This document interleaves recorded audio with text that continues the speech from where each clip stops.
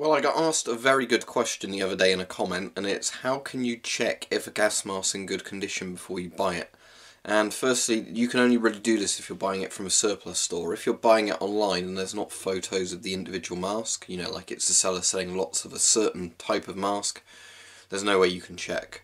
You might be able to send it back if it's in really bad condition, but normally surplus masks are sort of sold as seen, so you can only really do this if you're at a surplus store or somewhere where you can actually look at the mask in person.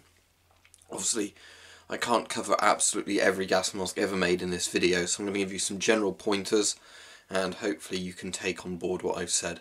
So, obviously, a good thing to check firstly is the rubber on a mask. Check that all looks like in good condition. On this one it does.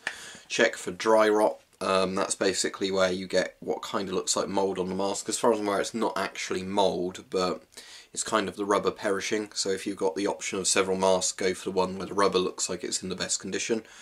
Check the eye lenses for cracks and things like that. Obviously make sure they're in good condition. Most importantly, check the intake and exhale valves on the mask. So if it has a cover you can take off, check that. So you can see that's in good condition on this one. That's in good condition.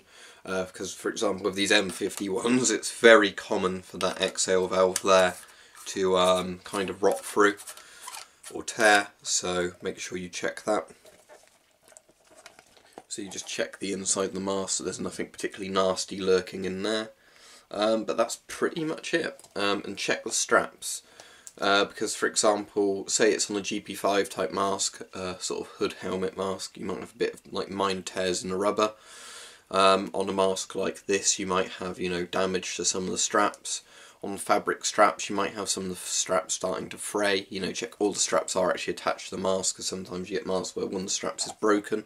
Another thing you can also check is to make sure that the mask actually makes an airtight seal if you're somewhere where you can actually check the mask.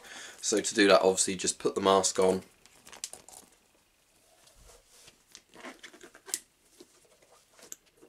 then do a pressure check.